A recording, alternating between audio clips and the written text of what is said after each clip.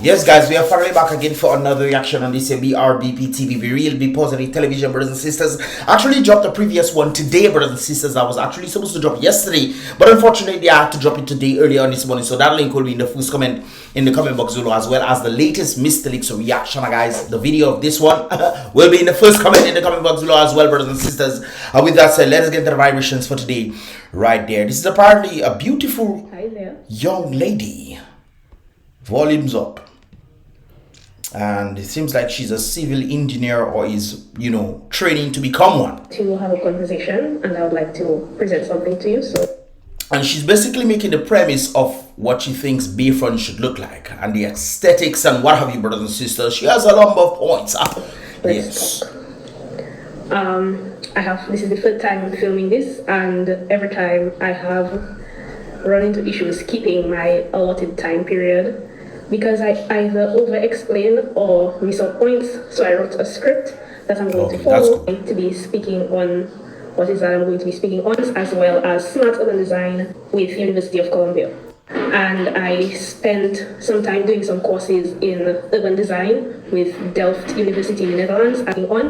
I am a student pursuing a civil engineering degree, and I spent some time doing some courses in urban design with Delft University in the Netherlands, as well as smart urban design with University of Columbia. During that time, and even before that, while my knowledge on the topic grew and I got more information, I saw myself getting an ever-increasing concern about aesthetic and design and the direction that Dominica, especially Rosso, is heading when it comes to those things.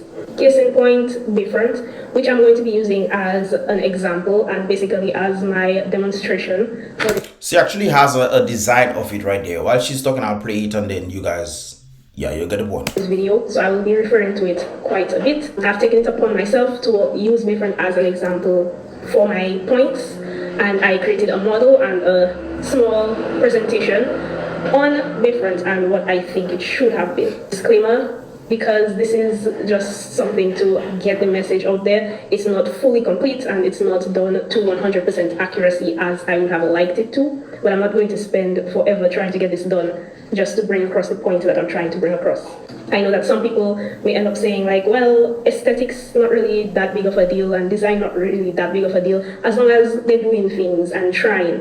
And while the intent is really good and the initiative is really good for projects like BrBpTV and let's say People's Park, for example, the intent is good, however the execution is extremely poor, and aesthetics is extremely important. It's very ignorant to say that aesthetic is not important, because all designers understand that aesthetic plays a vital role in the outcome of your project. True. Aesthetics determine the type of people that end up coming to use a space. It determines the type of people that it attracts. It determines how people react when they're there, how they behave, the usability of the space, how often they use the space, how frequently they come back to the space, how they keep the space, and how they dress. A lot of other things. Yeah. That's why if you were to take two bars, and this is no offense, let's say the bar at Fort Young versus the bar in Maho, that's why if you were to take two bars, and this is no offense, let's say the bar at Fort Young versus the bar in Maho. Okay, so this is the bar in Maho versus the bar at Fort Young. There's a clear difference. In this one, you don't get the essence of maybe I should dress nice to go to this one. You might say, hey, let me just go with some slippers and, you know, a short sleeve like this and, you know, just go inside there. But in this one, you presenting yourself in just a sleeveless and slippers, you look odd. So she definitely has a point in that regard right there. I believe they call it the lab. You look at the type of people that are at the bar in Fort Young versus the ones at the bar in Maho. True. Again, no offense, but it just goes to show the role aesthetics play in who is attracted to the space and how they use the space. Aesthetic dictates how you use that space, who comes to that space, how you behave in that space. And that is the example. A little bit of a disclaimer as well before I start. This is not a political video. This is not... Why do you guys always claim it's not a political video? This is a political video. You're looking at the essence and the aesthetics of BrBpTV for which policies have to be put in place in order so that the Bayfront can look in the way that you think it should look. That is policies that are being put in place right there. The very clothes that you have on you is political based. It's political based because if you were in the eastern side of the world, you would not be wearing what you're wearing right now. It is political based. Therefore, if you're looking at the Bayfront, it is political based. You're probably referring to partisan. That's probably what you're referring to. It's not partisan, not one part to the other. But pretty much high side, if you're looking for something to change, you have to look at the present team that is there. And when you look at the present team that is there, and if they can actually do that, which you are trying to reference or trying to push to make, hey, let's make a little something happen. And if they don't want to do it because they are greedy or focusing on themselves, then yes, it's political. And not just political, it's also partisan. So you have to actually choose the right set of people to be in positions to do things in the community, in the country, so that things can happen. So yes, it is actually both. A negative video is meant to be a bit informative, as well as just me voicing some of my concerns and hoping that it falls on the right set of ears. That's it right there. It has to fall on the right set of ears. So if you don't have the right set of political team to actually bring this forth, it's going to fall on what? Deaf ears. It's simple. I don't understand why people always keep saying, oh, it's not political. It is political.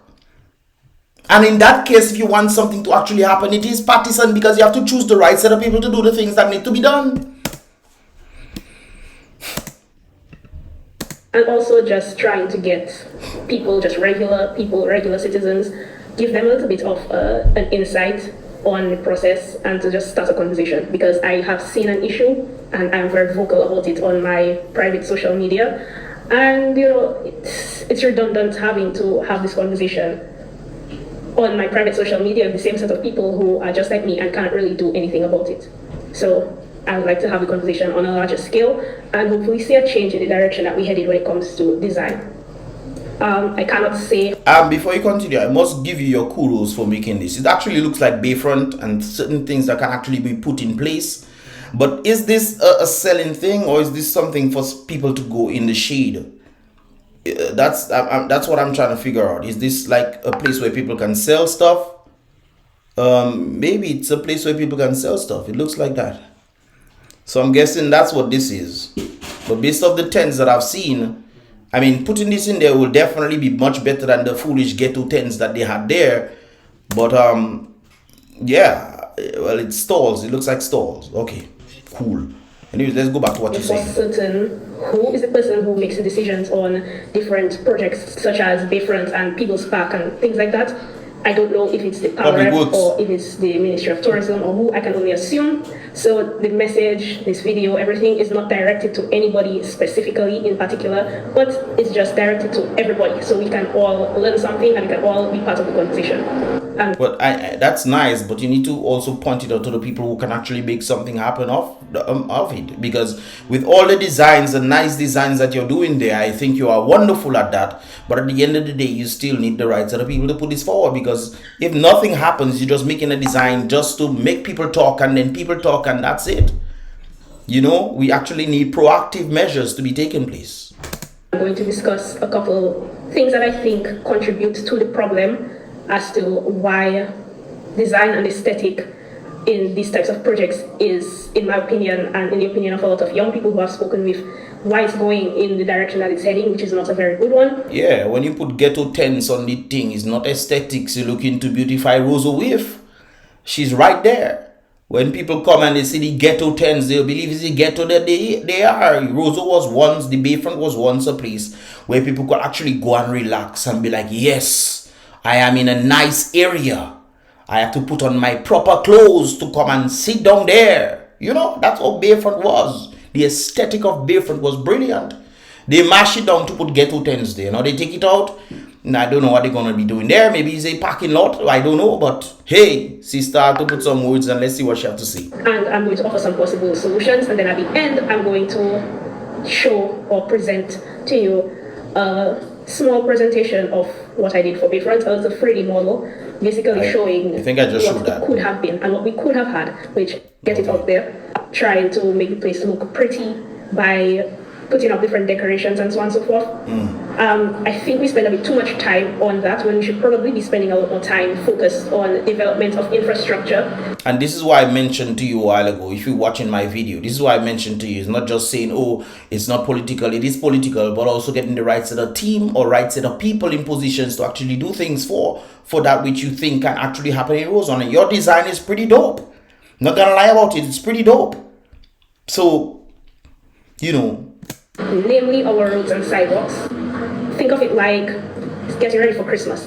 Before you put up your Christmas decorations, you would absolutely 100% clean your house first and then put up your Christmas decorations. True. Putting up decorations in a dirty, untidy house doesn't... It's like bathing. Some of all you doesn't bathe, but all you want to spray perfume in the air and just pass through it. I've seen some white folks doing that. They spray to perfume and then they just walk through it, man.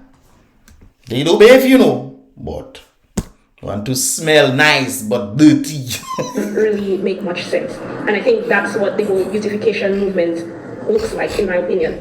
I think we need to take some time to fix our roads and our sidewalks before getting into actually decorating the areas. And this is not specific to Roseau only. I see we do it all over the place. And I understand that people in communities, in their respective communities, clean up and such, but I think that is completely different, you know? It is. There's a difference between independent entities beautifying a space versus the government beautifying a space. Pretty much individuals beautifying a space versus the government beautifying a space. It should be left to the individual to clean and decorate a space, not the government. Well, the government then should provide the monies. That's what I think would be necessary. I thought my thing wasn't recording. Anyways. As I don't think that the power recording ministry should be focused on tying ribbons on the bridge and putting up lights and doing all this and that and that and that. Yeah. For special occasions, I can see the point of it, but I think we need to focus a lot more on getting our infrastructure fixed. Yeah. We have a lot of poor roads, especially our... This is by the court. The court that day, the court road. The court road. Ghetto. Secondary road. Look, the ghetto tents in front there. The ghetto tents. They put color on they had put color on the ghetto tents. All right. And a lot of uncovered sidewalks, dirty drains, poor sidewalks that's basically non-existent, and I think those need attention. But look at the vast difference with just the road and the sidewalk being nice and a bit of landscaping on the road and sidewalks that's basically non-existent, and I think those need attention. But where is this? Well, nice roads, nice looking road. I've seen this in St. Lucia, where you don't cross down there, you cross on top, so you don't have to wait for vehicles. The thing, you walk on top there, go across, and you go so. So I'm guessing this may be St. Lucia, I don't know. Look at the vast difference with just the road and the sidewalk being nice and a bit of landscaping on the road and sidewalk. It looks just a lot more modern and up to date and just a lot more comfortable to be in. True. So that was just something that I wanted to brush over quickly, and we can get into my next point. The next point that I want to bring up is specifically based around design.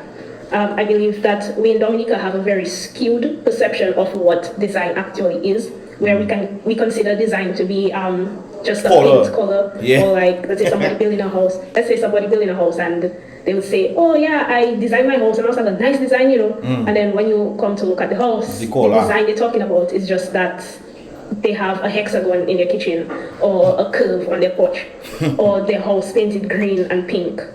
And that actually isn't design. Design is a combination of different creative elements that set the basis for your project. True. That's why there are different design styles like Scandinavian, modern, Parisian, and all the others. You should have put up a picture of that for us. That's because each of those design styles have distinct features that make them unique.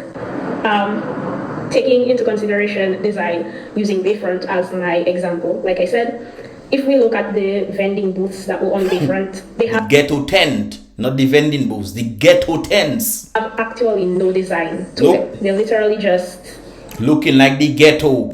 Plywood boxes, painted bright colors. There are no design elements or features that make. Imagine Melissa is the designer. Melissa is a designer, and that is the best she could come up with. The ghetto color boxes, man. Yes, all right. Make them a design booth. Designers use different elements like form and cladding to create their final product. We should also take into consideration color. Now, I understand that color can invoke different feelings in people based on how it's used. Take, for example, a preschool or a playground or an ice cream shop where there's a lot of bright colors and a lot of shapes. That's because they are meant to cater and attract to children. It's fun, yep. Because you're trying to basically catch their attention and give off that fun, carefree, childish vibe. This is why you dress the way you dressed. She's dressed in the way so that she looks serious about what she's saying.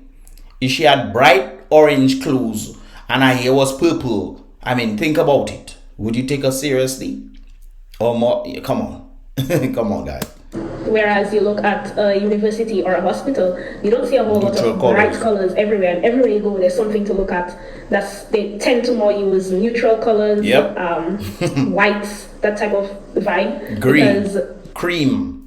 Yep, Ross University I think about. It gives off a more mature, calm, collected feeling, and that's what color is meant to do. All of this is just to say that I understand that color is a huge deal in the Caribbean because we enjoy using bright colors. When you look at these guys, you don't think of business setting, you think of fun.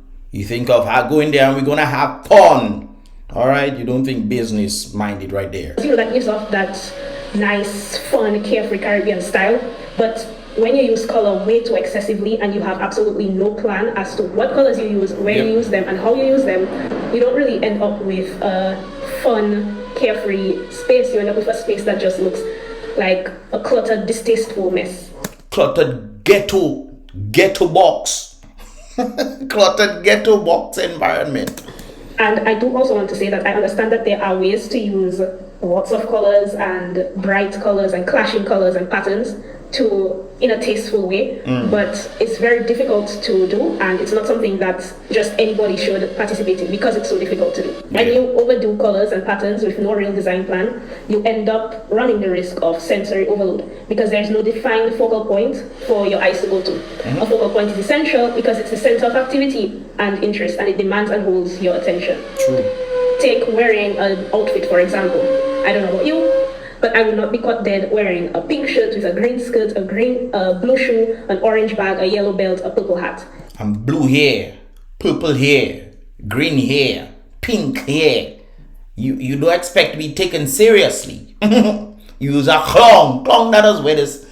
Then you use it doesn't make sense. It looks amazing. Look, she even put on clown clothes. Instead of wearing... Yeah, use a clown. You expect me to take you serious looking like this? It's clown vibe. Let's go to the circus, man. Hot mess, as I can describe it. You'd probably opt to wear something like a black dress with a red shoe. Something to have a pop of color, a bit of interest. Yeah, that's more business casual, more business centered. Contrast. The exact same thing applies to design, especially when you're designing a public space where different people are going to be there for different purposes. You keep the majority of the space neutral and you use color and... It looks relaxed. That's more for relaxed, not necessarily fun, going to scream and jump up. No, it's more relaxed. That's what it looks like, and you can pretty much see why this thing is built in the way it is. The texture strategically to bring attention. That's what botanical gardens should look like, you know? To a dominant focal point in that space. That way you get a clean modern look while still giving the space some character. One easy way of getting color right is something called the 60-30-10 rule, where 60% of your space is a dominant neutral color, 30% is a secondary texture, and by texture I mean something like stone or wood, things along that line, and then 10% would be a brighter pop of color for interest. This is why she mentioned the red shoes. You were in black and you had a red shoes. So yeah, anyways, I just learned something there. All right. This is something that I think we need to take into consideration, not only the government or the ministry or whoever, but even us as regular people. Take into consideration the use of color and use of tone instead of painting your house bright green and bright pink. And well, if you want to stand out and everybody color is gray, you put a bright orange. You must get notice. Bright blue and bright orange, it kind of creates an eyesore, in my opinion. The next issue that I believe to be contributing to the problem is very little to no planning. Now, I cannot say for sure what the planning process is for something like what happened to BAYFRONT. Well, before it had a plan, because that's where they had the fountain, that's where they had the lights and everything like that. That was beautifying BAYFRONT, and when tourists used to come down, they used to actually mingle with us. Yes, I remember those days. But now they turn it to ghetto fabulous, and you don't even know whether to sit down in BAYFRONT or to go at your home. You don't know, because it's confusing what exactly is there, because you had the ghetto tents there, but they removed them, and we're not sure what exactly has happened or it will be happening in the next phase of the BAYFRONT saga. But it doesn't look like there was much planning involved in executing that. There are steps to designing a space, a house, or what have you, to ensure efficiency in flow and use of the space. All public spaces must be planned out to ensure comfortability for the people intended to use it. Again, that's probably why they painted it. They probably painted the ghetto tents to make it look like, it's wow, Yeah, that's Melissa, them not doing these things. In BAYFRONT, for example, even though I cannot say that that is what happened, it looks like whoever made the decision to do that Melissa. mess on BAYFRONT, Melissa. The ghetto tents. just woke up one day and they were thinking, boy, it would be nice to have some fun BAYFRONT, yeah? Some ghetto tents. It would be nice to have some box painted in different colors. It would be nice to have on the BAYFRONT. Yes, so let's do it. Wow, idea, brilliant. The people are going to love it. Melissa. For selfie, yeah, let's just do that.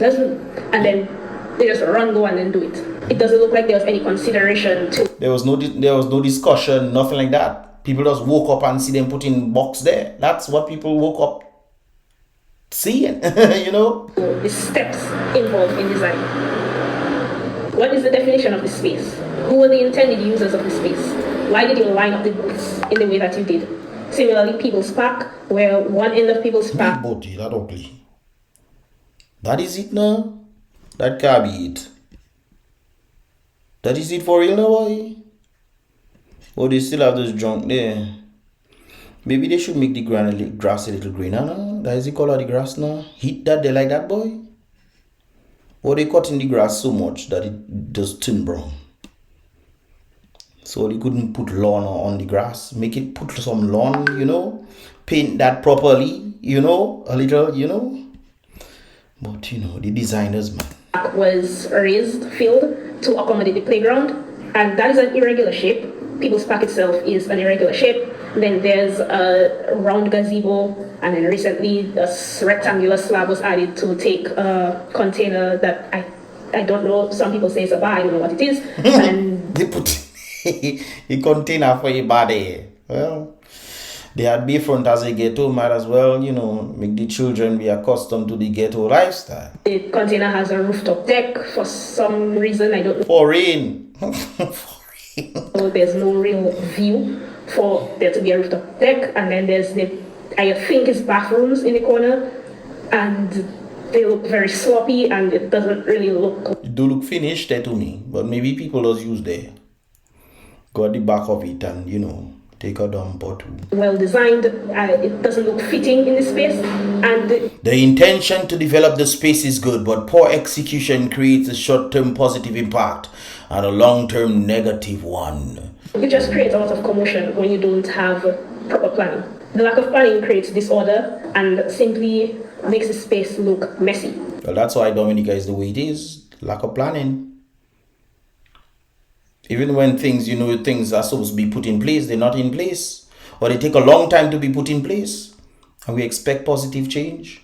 So that's why I mentioned to you earlier on that yes, I understand you're not trying to be partisan in this regard, but you need the right set of people there to be in positions to actually carry out things that will make sense. Not just things that they want to do for themselves.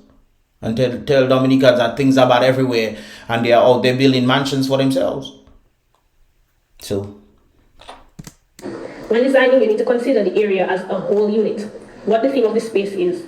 You must figure out the flow of the area, the way each space in that area is defined and separated, how they all tie back in together, how do elements like sunlight and wind affect the area, and how can we design for comfortable use of that area. You must also understand that just because something may look nice on one project or in one space does not necessarily mean that it will look nice in...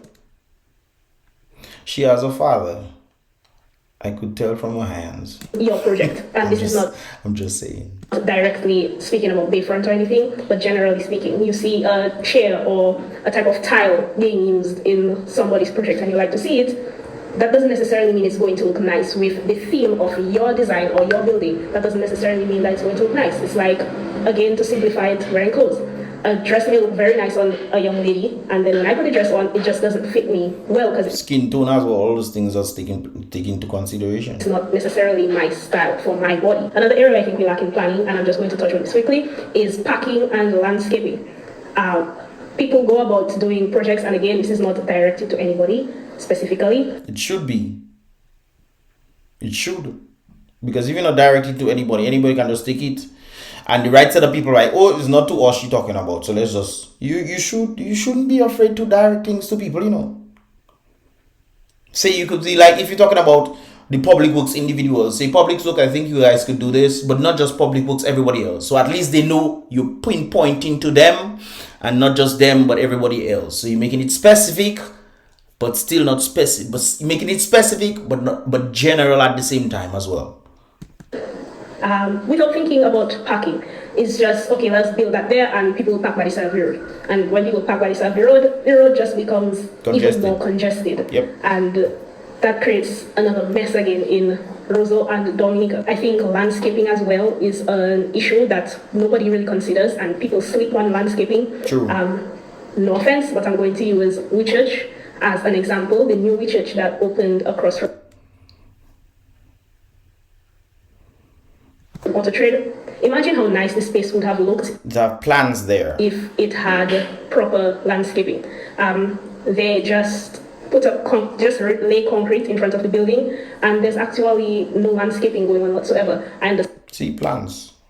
That they need to have parking, and some of that space is used as parking, but there is a way to incorporate proper landscaping, and I think it would have just elevated the space and the building a lot more if it was considered. And this is something that I see we don't consider island-wide.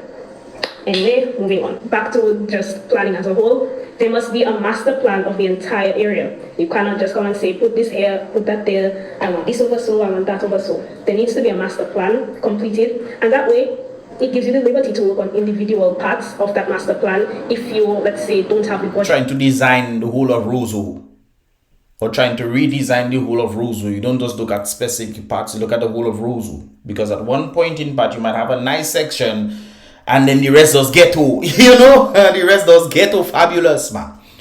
To complete the entire project as a whole, you can work on individual parts of it, knowing that in the end, the final product is going to look really good. So everything comes in unison. My next point is kind of a subsection to planning because it ties back into planning, and that is cheap labor converting into cheap work. Now, I understand that finances play a big role into projects such as what happened on BAYFRONT, where budget may not necessarily be on our side and we may not have the biggest budget. Well, we do have the biggest budget, you know. Dominica had the most amount of money is coming in. It's just that the money doesn't reach inside Dominica.